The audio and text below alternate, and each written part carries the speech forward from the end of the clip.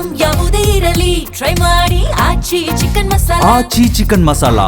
ಜಮೀರ್ ವಿರುದ್ಧ Siddaramaiah shocking statement ಕೊಟ್ಟಿದ್ದಾರೆ. ಜಮೀರ್ ನನ್ನ ವಿರುದ್ಧ ಕೆಲಸ ಮಾಡಿದ್ದಾರೆ ಅಂತ ಸಿದ್ದರಾಮಯ್ಯ ಹೇಳಿದ್ದಾರೆ. ಜಮೀರ್ ಬೆಂಬಲಿಗರ ಮುಂದೆಯೇ ಸಿದ್ದು ತಮ್ಮ ಅಸಮಾಧಾನವನ್ನ ಹೊರಹಾಕಿದ್ದಾರೆ. ಜಮೀರ್ ವಿರುದ್ಧ ಮಾಜಿ ಸಿಎಂ ಸಿದ್ದರಾಮಯ್ಯ ಒಂದು ಶಾಕಿಂಗ್ ಸ್ಟೇಟ್ಮೆಂಟ್ ಕೊಟ್ಟಿದ್ದಾರೆ. ಜಮೀರ್ ನನ್ನ ವಿರುದ್ಧನೇ ಕೆಲಸ ಮಾಡಿದ್ದಾರೆ ಅಂತ ಹೇಳಿದ್ದಾರೆ.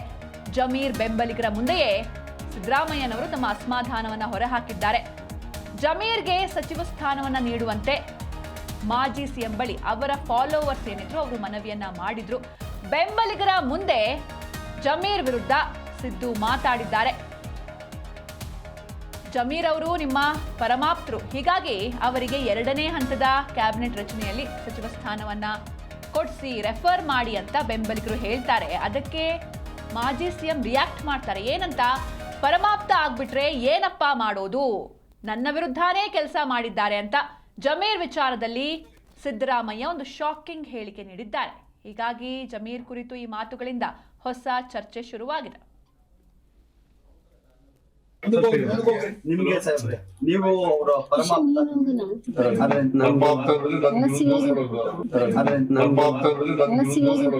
ಇಲ್ಲ ಅದು ಮಾಡಂಗಿಲ್ಲ.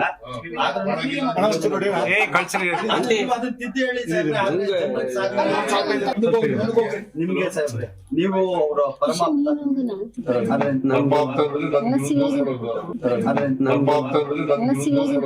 ಇಲ್ಲ ಅದು ಮಾಡಂಗಿಲ್ಲ.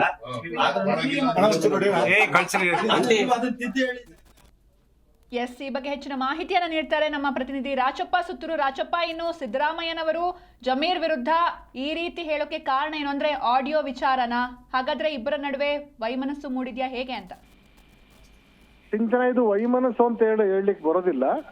ಇನ್ನು ವಿಧಾನಸಭೆ ಚುನಾವಣೆ ಸಂದರ್ಭದಲ್ಲಿ ಜಮೀರ್ ಅಹಮದ್ ಖಾನ್ ಅವರು ಮುಖ್ಯಮಂತ್ರಿ ಅಂದಿನ ಮುಖ್ಯಮಂತ್ರಿ ಆಗಿದ್ದ ಸಿದ್ದರಾಮಯ್ಯನವರು ಜಮೀರ್ ಅಹಮದ್ ಖಾನನ್ನ ದಾವಣಗೆರೆಗೆ ಬಂದು ಪ್ರಚಾರ ಮಾಡಬೇಕು ಅಂತ ಸೂಚನೆ ಕೊಟ್ಟಿದ್ದು. ಅದು ಜಮೀರ್ ಅಹಮದ್ ಖಾನ್ ಅದು ಪ್ರಚಾರಕ್ಕೆ ಬಂದಿರಲಿಲ್ಲ. ಮತ್ತು ಚುನಾವಣೆ ಕೊನೆಯ ದಿನಕ್ಕೆ ಬಂದು ಕೇವಲ SS ಮಲ್ಲಿಕಾರ್ಜುನ ಮನೆಗೆ ಬಂದು ಅಲ್ಲಿಂದ ಅಭ್ಯರ್ಥಿ ಅವರ ಮನೆ ನಿವಾಸದ ಬಳಿ ಪತ್ರಿಕಾಗೋಷ್ಠಿ ನಡೆಸಿ ನಂತರ ಜಮೀರ್ ಅಹಮದ್ ಖಾನ್ ವಾಪಸ್ ತೆರಳುತ್ತಾರೆ.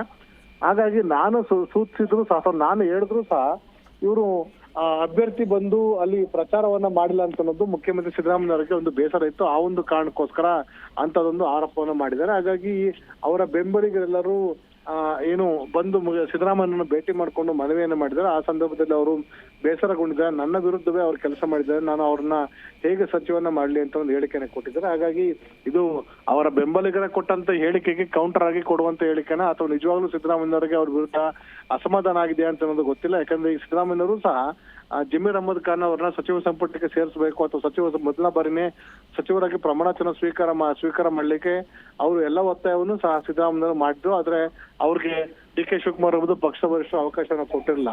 ಅದು ಈ ಒಂದು ಆಡಿಯೋ ಕಾರಣಕ್ಕೂ ಇರ್ಬೋದು. ಹಾಗಾಗಿ ಅವ್ರನ್ನ ಮುಖ್ಯಮಂತ್ರಿಯನ್ನು ಮಾಡಬೇಕು ಅಂತ ಇಡೀ ರಾಜ್ಯಾದ್ಯಂತ ಏನು ಹೋರಾಟಗಳು ನಡೀತಾ ಇದೆ ಮತ್ತು ಉಪಮುಖ್ಯಮಂತ್ರಿ ಮಾಡಿ ಅಂತ ಅನ್ನೋದು ಸಹ ಒಂದು ಡಿಮ್ಯಾಂಡ್ ಇಟ್ಕೊಂಡು ಅವರ ಬೆಂಬಲಿಗರು ಮನವಿಯನ್ನ ಮಾಡ್ತಾರೆ. ಈ ಒಂದು ಹಿನ್ನೆಲೆಯಲ್ಲಿ ಸಿದ್ದರಾಮಯ್ಯರಿಗೂ ಸಹ ಸ್ವಾಭಾವಿಕವಾಗಿ ಅವರ ಬೆಂಬಲಿಗರು ಹೋಗಿ ಮನವಿಯನ್ನ ಕೊಟ್ಟಿದ್ದಾರೆ. ನೀವು ಅವ್ರಿಗೆ ಮಂತ್ರಿಯನ್ನ ಮಾಡಿ ಅಂತ ಮನವಿಯನ್ನ ಕೊಟ್ಟಿದ್ದಾರೆ. ಆ ಸಂದರ್ಭದಲ್ಲಿ ಅವರು ಇದನ್ನ ಉಲ್ಲೇಖ ಮಾಡಿದ್ದಾರೆ. ಯಾಕಂದ್ರೆ ಪಕ್ಷದ ವರಿಷ್ಠರಾಗಿ ಈಗಾಗಲೇ DK ಶಿವಕುಮಾರ್ ಸೇರಿದಂತೆ ಹಲವಾರು ನಾಯಕರುಗಳು, ವಿಶೇಷವಾಗಿ ದಾವಣಗೆರೆಯ ಏನು SS ಮಲ್ಲಿಕಾರ್ಜುನ ಸಚಿವರಿದ್ರು, ಅವರು ಸಹ ದೂರನ್ನ ಕೊಟ್ಟಿದ್ರು.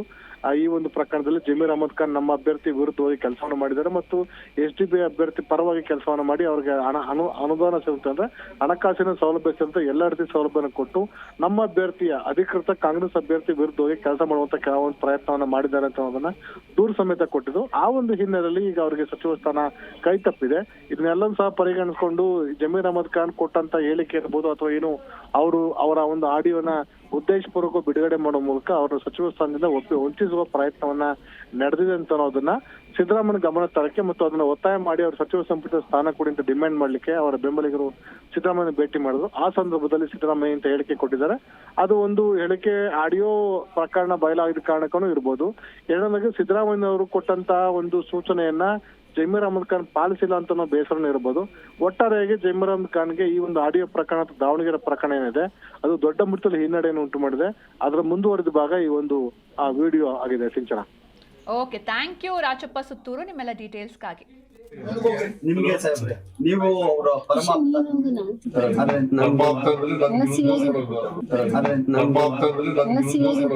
ಇಲ್ಲ ಅದು ಮಾಡಂಗಿಲ್ಲ ಆದ್ರೂ ಅದನ್ನ ತಿದ್ದಿ ಹೇಳಿ ನಿಮ್ಗೆ ಸಾಹೇಬ್ರೆ ನೀವು ಅವರ ಪರಮಾಪ್ತ ಆದ್ರೆ